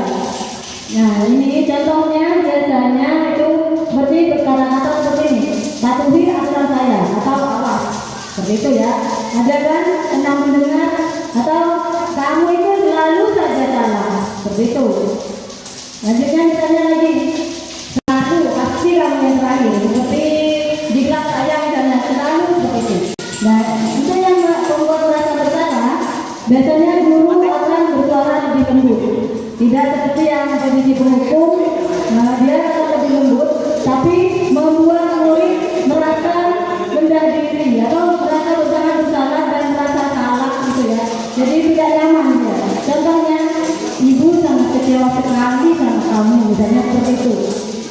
Berapa kali bapak memberitahu kamu ya, itu membuat anak kita, membuat murid kita itu merasa bersalah. Jadi mereka kan takut merasa rendah diri. Terus gimana coba kalau bapakmu tahu kamu berbuat seperti itu? Jadi itu membuat merasa bersalah. Selanjutnya yang posisi teman ini tidak akan menyakiti murid, tapi tetap berupaya mengontrol murid melalui persuasi. Contohnya, ayolah bantu demi bapak, gitu seperti itu. Misalnya, ayo ingat tidak, kan bapak sudah membantu kamu tiap hari, gitu. Seperti itu. Atau ya sudah kali ini tidak apa-apa, nanti ibu bantu bereskan. Itu posisi teman. Nah selanjutnya posisi pemantau. Posisi pemantau ini bersifat memantau atau mengawasi. Jadi misalnya peraturannya apa yang telah kamu lakukan, sanksi atau konsekuensinya kan kamu sudah tahu seperti itu. Itu posisi pemantau. Yang terakhir ini the best position atau posisi yang paling baik di kita terapkan, posisi manajer. Jadi manajer adalah posisi di mana guru berbuat sesuatu bersama murid. Jadi tidak hanya sekedar menyalahkan murid atau tidak sekedar mengawasi, tapi mencari solusi. Jadi mencari solusi dan membantu anak menemukan solusi dalam masalahnya tersebut. Misalnya apa yang sudah kita yakini, misalnya seperti itu. Misalnya anak kita telah berbuat salah, jadi kita tanyakan apa yang kita sudah yakini. Misalnya di kelas saya itu ada yang terlambat, jadi tanyakan apa yang sudah kita yakini seperti itu. Jika kamu meyakininya, apakah kamu bersedia memperbaikinya? Jadi pertanyaan seperti itu ya. Ini untuk yang posisi manajer.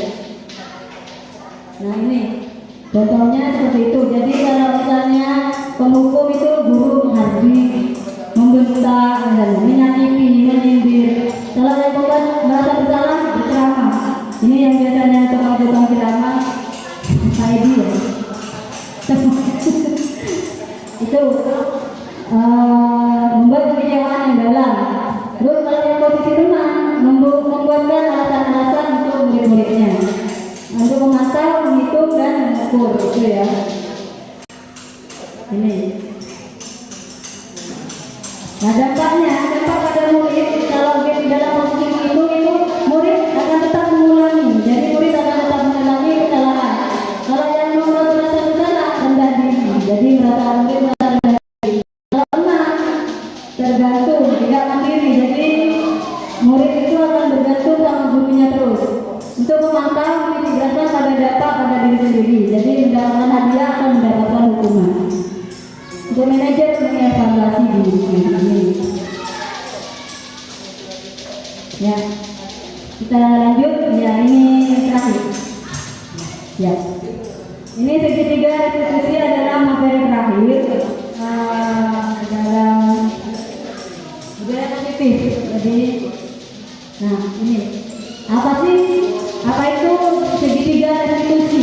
Jadi segitiga restitusi merupakan tahapan tindakan yang dilakukan guru untuk membawa siswa menaati kesepakatan kelas yang telah ditetapkan dan mengakui secara sadar dan terbuka ketika melakukan kesalahan serta merasakan kenyamanan dan berpraktik jujur. Itu tahapan dalam segitiga restitusi itu. Yang pertama, menstabilkan identitas. Yang kedua, validasi tindakan yang salah. Dan yang ketiga, menanyakan keyakinan. Nah ini segitiga restitusi dalam penyelesaian masalah. Tujuannya apa? Dari ini menghasilkan murid yang mandiri dan bertanggung jawab. Jadi kenapa kita menstabilkan identitas, validasi tindakan yang salah? dan menanyakan keyakinan. Nah, kita akan melihat contohnya seperti apa sih menstabilkan identitas. Ini.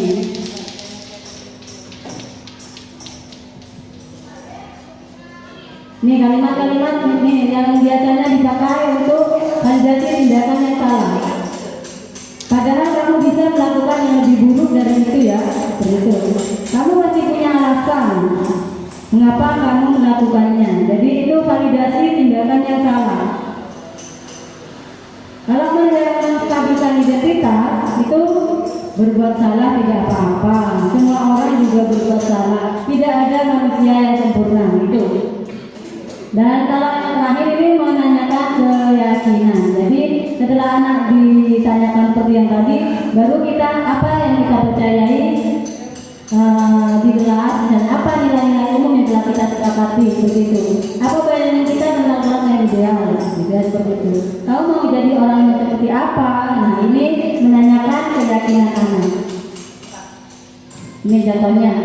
Untuk langkahnya itu yang menstabilkan identitas, kita semua akan melakukan yang terbaik yang bisa kita lakukan. Untuk validasi, semua perilaku memiliki alasan. Ketiga, menanyakan keyakinan, kita semua memiliki motivasi internal. Tuh. Nah ini salah satu contoh kasus, misalnya Fafa yang mencontek misalnya seperti ini. Nah ini contohnya seperti itu. Nah ini bentuk praktek segitiga restitusi. Jadi seperti 3 tahapan tadi kita lakukan semua. Itu ya.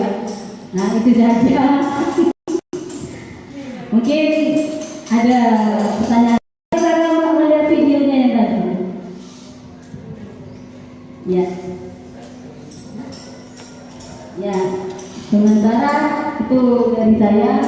Saya kembalikan lagi kepada Bapak Moderator.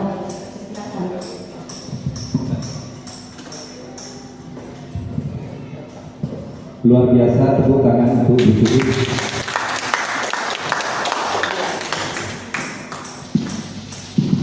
Ini materi yang luar biasa, di mana bukan hanya materi saja yang disampaikan, namun dapat diterapkan di sekolah ini untuk mewujudkan Merdeka Belajar. Baik, dari kegiatan ini dengan tujuan kita seharusnya dapat mengubah paradigma kita sebagai seorang pendidik dari stimulus respon ke teori kontrol. Artinya seorang pendidik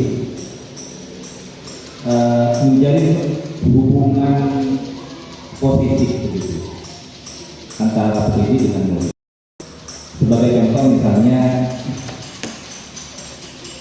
seorang pendidik tidak akan langsung menyalahkan sikap murid yang kurang baik, karena menurut teori kontrol setiap tindakan itu pasti ada perubahan, sehingga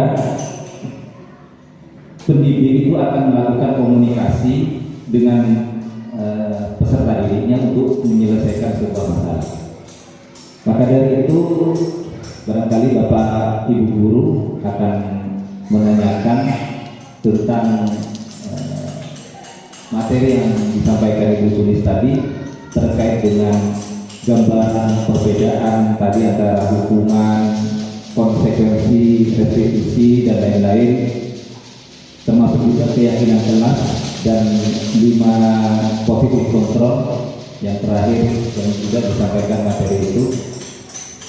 Baiklah Bapak Ibu yang akan menanyakan, silakan angkat tangan, akan dijawab oleh Ibu Sulis secara detail.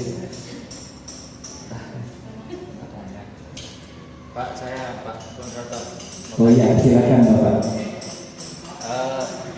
Baik, terima kasih.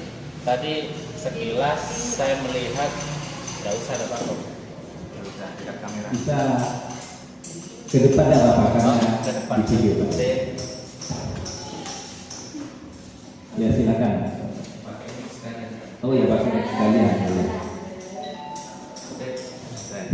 Satu.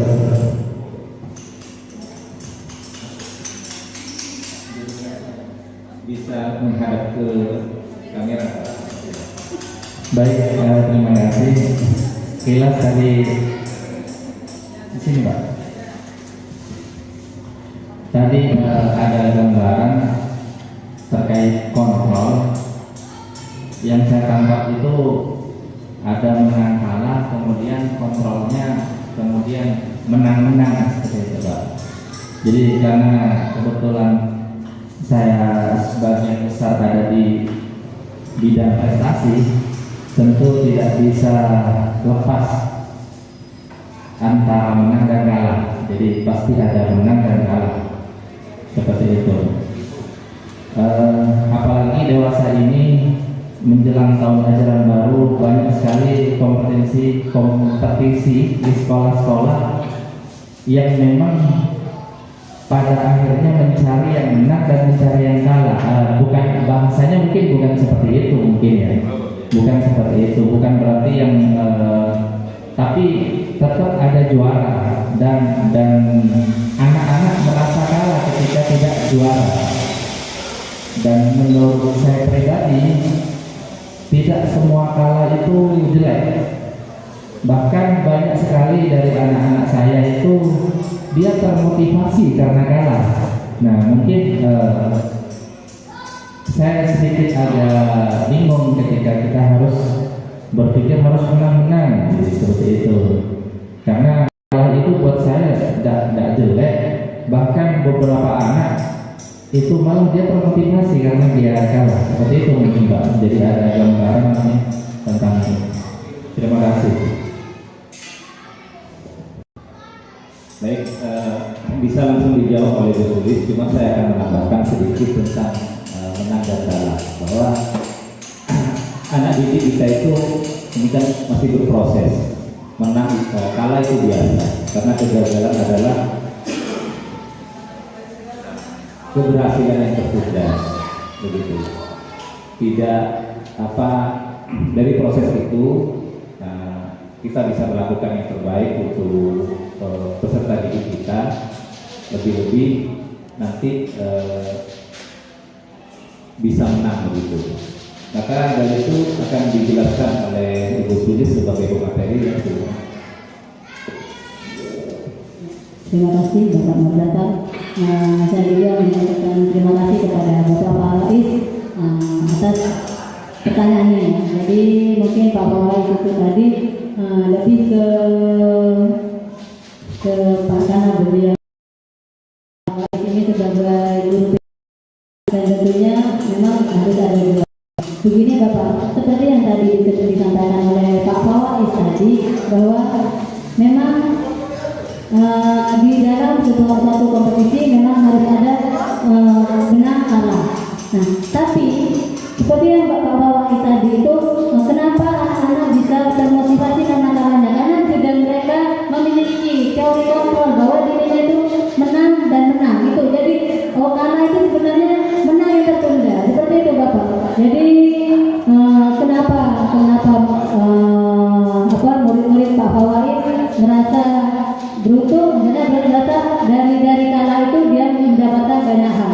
Jadi mungkin seperti itu Bapak. Jadi kalau menurut saya, kalau ini dalam bentuk afirmasi ya, afirmasi positif kita. Jadi self afirmasi menang dengan menang seperti itu. Jadi meskipun kalah, nanti kita tidak terlalu sakit hati atau tidak putus asa. Karena saya sudah kalah, karena saya menyerah dan mau ikut lagi. Nah, ketika kita sudah menanamkan di sini bahwa kita harus menang dan menang. Jadi ketika kita tidak mau kalah atau mau menang itu sudah apa ya? Kita sudah, karena dari kontrolnya sudah afirmasinya seperti itu Pak. Jadi memang kalau dalam kompetisi memang harus ada menang kalah. Tapi kita tanamkan di sini, makanya itu memunculkan motivasi dalam anak bahwa menang itu memang, kalah itu sebenarnya menang yang tertunda. Seperti itu kan, berarti itu menang juga. Jadi paling tidak dia menang pada dirinya sendiri seperti itu. Jadi tidak menang dalam misalnya mengelola egonya. Ketika saya sudah kalah, saya merasa sudah putus asa, sudah saya mau ikut lagi. Nanti saya kalah lagi, nanti saya kalah lagi. Paling yang itu yang menang seperti itu. Jadi ketika sudah dalam dirinya muncul seperti itu, bahwa anak itu tidak akan mudah putus asa seperti itu Bapak. Mungkin tidak gimana Pak? Masih Ya silakan Ibu Fat bisa menambahkan. Bufat menambahkan. Seperti ini Pak ya, maksudnya di posisi ini menangnya itu bukan seperti yang ada di kompetensi seperti itu. Untuk mengatasi masalah anak, bagaimana anak dan guru itu sama-sama menang. Seperti itu, bukan kita berlomba untuk sama-sama menang, bukan. Itu posisinya pada peserta didik dan guru. Bagaimana untuk mendapatkan posisi yang menang-menang, gitu. Kalau ada peserta didik yang mempunyai kasus atau melakukan suatu tindakan yang non disiplin, maksudnya mempunyai tindakan pelanggaran, jadi seorang guru ini mengajak murid dari stimulus respon menuju teori kontrol seperti itu yang tadi. Yang awalnya murid itu diadakan tindakan penghukuman atau yang bersifat negatif, nah kita ubah menjadi menggunakan pola restitusi seperti itu ya. Kita mengadakan suatu hubungan dengan murid, mengajak murid untuk mencari solusi bersama-sama. Jadi bagaimana kita mengajak murid memiliki suatu keyakinan bahwa mereka juga bisa mencari solusi sendiri dengan bersama-sama dengan guru. Jadi nanti solusi pada murid itu mendapatkan solusi dari permasalahannya, sedangkan guru juga mendapatkan suatu pengimbasan, artinya guru juga dapat membantu murid seperti itu mencari solusinya dan murid mendapatkan solusinya tanpa rasa tersakiti seperti itu. Jadi murid menang, guru pun juga menang seperti itu. Terima kasih. Menambahkan sedikit mungkin. ya silakan. Jadi apa saya salah gitu? Jadi apa saya salah ketika saya harus kalau bahasa menjustis mungkin kurang bagus ya. Jadi menyadarkan anak bahwa ya kamu kalah. Jadi ketika kamu kalah dan dia harus malu, saya pikir dia harus malu seperti itu. Jadi dia harus malu. Nah ketika malu itu saya masukkan ke motivasi. Jadi karena kalau tidak malu, anak-anak itu motivasinya kurang. Jadi dia harus malu. Oh saya kalah. Iya, kamu harus kalah. Kamu harus malu kalau kalah seperti itu. Jadi ketika anak ini malu, maka saya berpikirnya motivasinya akan muncul dari situ. Seperti itu. Apa saya salah ketika saya bersikap seperti itu maksudnya? Ya, kalau menurut saya itu tidak salah Pak. Jadi itu kan sebuah bentuk motivasi dan juga nanti mengafirmasi anak-anak.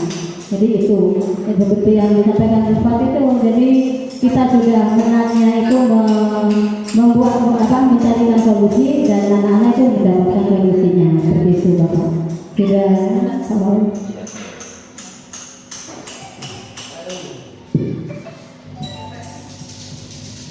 Ya, bagaimana terhadap jawaban tadi? Ya intinya anak-anak yang mau ikut kompetensi saja itu sudah memenangkan dirinya sendiri. Nah, dan harus disadari bahwa kalau memang itu kalah, disadari kita kalah gitu. Dan dikasih beberapa motivasi agar anak menjadi semangat lagi.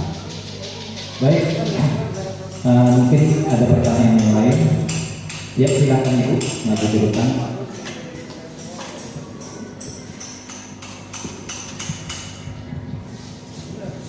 Terima kasih atas waktunya. Assalamualaikum warahmatullahi wabarakatuh. Tadi berdasarkan video yang saya lihat diskusi dulu tadi kan dilaksanakan di dalam ruangan ya. Sekarang saya ada sedikit masalah yang mungkin ini sepele tapi sering terjadi.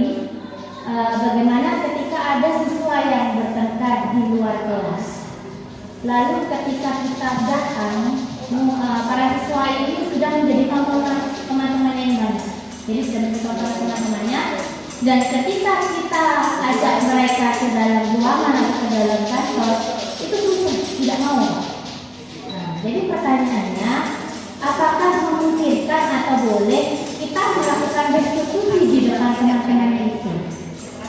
Dan jika bisa, seberapa efektifkah melaksanakannya ketika di luar dan di dalam ruang? Terima kasih. Wassalamualaikum warahmatullahi wabarakatuh.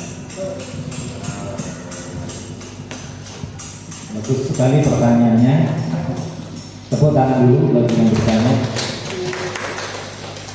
Silakan bisa langsung dijawab tentang tadi ini permasalahan anak-anak ya bertengkar di luar sekolah. Oh, di luar kelas. Oke, bagaimana? Oh, begitu ya. Ya, bagaimana Bu Sulis menanggapi permasalahan ini? Silakan. Ya, terima kasih kepada Presiden. Kalau menurut saya, ketika anak-anak bertengkar, memang dan ketika sudah menjadi tontonan, itu ego anak itu sudah naik, sudah naik, sudah tinggi-tingginya, dia sudah kayak kalau misalnya suruh berhenti akan dilerai malah jadi iya, karena memang egonya sudah tinggi-tingginya, tapi seperti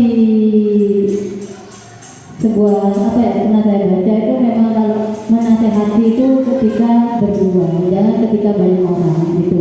Jadi jatuhnya nanti ketika kita menasehati di banyaknya orang, selain kita merasa dipermalukan dan juga kita kayak menjudge orang-orang tersebut. Jadi kalau misalnya anak-anak kita bujuk saja, jadi bujuk pelan-pelan, ayo ke sana saja. Kamu kalau di sini nanti tambah misalnya tambah jadi tontonan sama teman-temannya, malah tambah diledekin begitu. Kita ajak dan bujuk anak pelan-pelan. Ketika sudah sampai di situ, jadi di tempat yang misalnya cuma tinggal berdua atau bertiga dengan anak yang membuat masalah misalnya. Nah, disitulah posisi manajer. Jadi di posisi kita harus yang menjadi posisi manajer itu. Jadi disitulah kita nanti mencarikan solusi. Jadi untuk anak-anak itu inginnya yang seperti apa. Jadi kalau misalnya anak-anak kan saya dipukul sama itu, jangan langsung dibilang ya pukul saja langsung. Misalnya seperti itu. Memang banyak ya terjadi. Jadi kalau kita anak-anak sudah bertengkar, ayo tambah diadu seperti itu ya. Jadi memang anak-anak ini seperti itu memang karena memang sudah egonya sudah itu. Jadi tetap distabilkan dulu. Jadi makanya ada tahap segitiga restitusi. Jadi tetap menstabilkan identitasnya, terus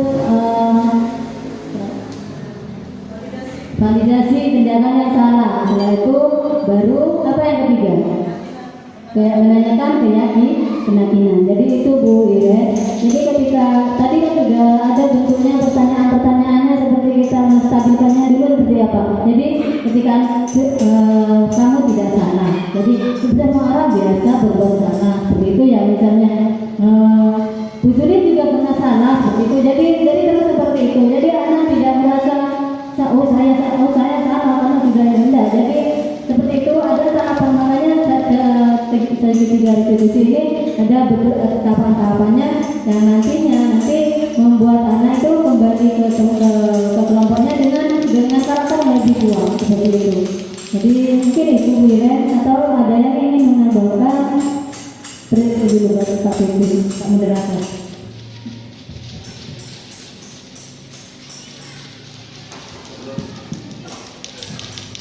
Sebelum saya menambahkan, barangkali ada Bapak Ibu yang ingin menambahkan tentang permasalahan yang Ibu Iren tadi tanyakan. Silakan.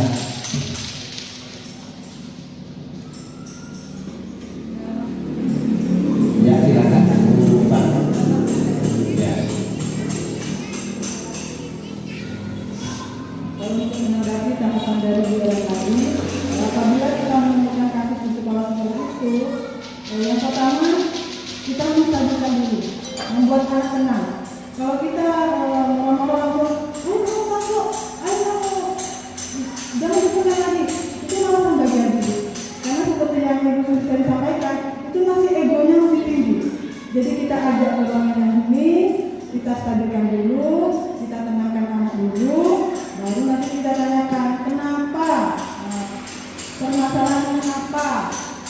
Kemudian setelah menstabilkan anak, baru kita validasi kesalahan mereka. Kita tanya asal muasalnya dari mana, kenapa kamu membuat seperti itu, siapa yang membuat salah, kenapa, begitu. Kemudian langkah ketiganya kita menanyakan keyakinan, kembali ke keyakinan kelas. Keyakinan kelas kita apa? Namanya tidak membuat kericuhan, aman, kondisikan aman.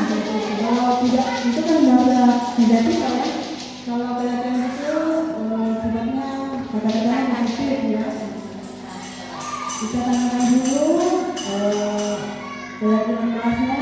Kalau melanggar bagaimana kamu mengatasinya, baru nanti kita itu mencarikan solusi bersama agar bersama-sama mendapatkan predikat menang-menang seperti yang tadi itu.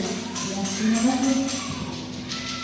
Untuk keefektifannya ya, katanya guru tadi lebih efektif mana, misalnya yang di luar atau yang di dalam. Sebenarnya sama Bu, ada yang di luar atau di dalam itu lebih efektif. Karena kita sama, kalau sudah menerapkan segitiga restitusi itu insya Allah mau luar, dalam atau depan belakang tidak masalah seperti itu. Boleh. Baik, mungkin itulah jawaban dari materi dan tambahan dari Bu Pak tadi. Sebagai tambahan saya yang terakhir, ya seharusnya jika ada permasalahan pertengkaran, kemudian pelanggaran dari peserta didik, sebagai seorang pendidik kita harus lebih komunikatif lagi untuk menyelesaikan masalah dengan peserta didik atau anak-anak. Begitu saja. Bagaimana Bu Iren? Sudah jelas. Ya, tepuk tangan dulu untuk semuanya.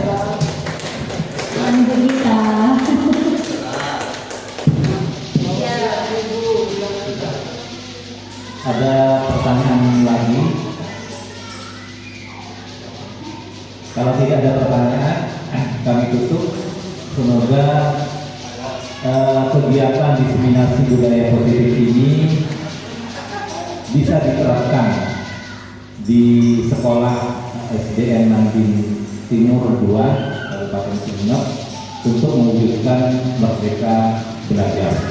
Akhirnya kurang lebihnya mohon maaf. Assalamualaikum warahmatullahi wabarakatuh.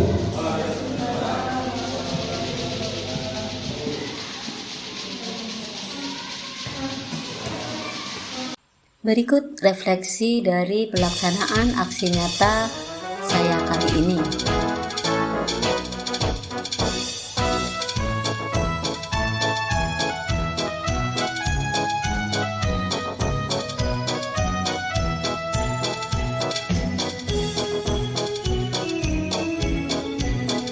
Rencana perbaikan untuk implementasi ke depan yaitu